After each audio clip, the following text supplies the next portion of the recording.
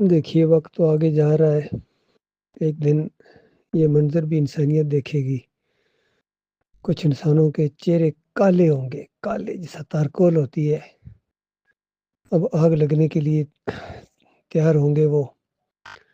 یہ وہ لوگ ہوں گے جنہوں نے ایمان کی نعمت کو پایا اور پھر کافر ہو گئے۔ باقی جو ایمان کی طرف آئے نہیں، ان کی بدبختی تو ہے ہی، لیکن ان سے بڑی بھی بدبختی کہ جن کے پاس ایمان آیا اور پھر انہوں نے اس کا انکار کر دیا، یعنی اس ایمان کو گویا اس لائق نہیں سمجھا ہے اور کفر و شرک کو انہوں نے ترجیح دی ہے۔ پھر اللہ کے علاوہ دوسروں کی پکاریں، دوسروں کے سجدے، دوسروں کی نظر و نیازیں، دوسروں کی گن گائے انہوں نے۔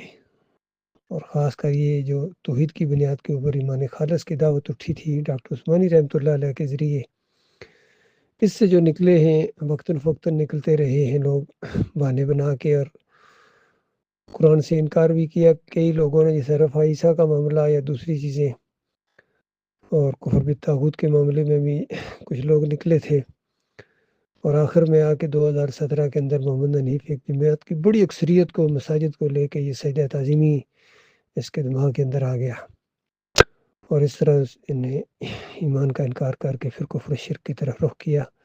یہ وہ لوگ ہوں گے جن کے چہرے کالے ہوں گے، لہذا جو مر گئے ہیں وہ تو گئے، فارغ ہو گئے، ان کے لیے اطلافی کا کوئی موقع نہیں ہے۔ لیکن جو زندہ ہیں، یہ جو پیچھے عبداللہ عمر درانی ہو گیا، قاری خلیل الرحمان ہو گیا، منور سلطان ہو گیا، یا اشرف اور عتیق الرحمان، یہ سارے جتنے ہیں، ان کے لیے ایک موقع ہے کہ سچی توبہ کریں، ایمان خالص کی طرف آئیں۔ لیکن اب مسئلہ ان کا اور ذرا سخت ہو گیا ہے، چونکہ جب ایک کلاس میں انسان فیل ہو تو اگلی کلاس مشکل ہو جاتی ہے۔ تو پہلے یہ اس میں فیل ہوئے ہیں، اللہ کی کتاب کے مقابلے میں انہوں نے محمد حنیف کی بات کو مانا ہے، شیطان کی پیروی کی ہے انہوں نے۔ اب مسئلہ ذرا مشکل ہو گیا، چونکہ اب اگر ایمان کی طرف آئیں گے تو ان کو طاغوت کا کفر کرنا پڑے گا۔ یہ نہیں ہے کہ طاغوت کا کفر کیے بغیر پھر یہ توبہ کر لیں اور کہیں کہ ہم مومن ہو گئے۔ اب مومن نہیں ہو سکتے ہیں جب تک یہ محمد حنیف کو کافر نہ قرار دیں، کیونکہ طاغوت کا کفر بہت ضروری ہوتا ہے۔ تو یہ اب اور زیادہ سخت امتحان کے اندر آ گئے ہیں۔ مگر اللہ تعالیٰ کی طرف سچے دل سے رجوع کریں تو یہ مسئلہ بھی کوئی اتنا مشکل نہیں ہے، چونکہ جانتے ہیں کہ کفر بالطاغوت ضروری ہے۔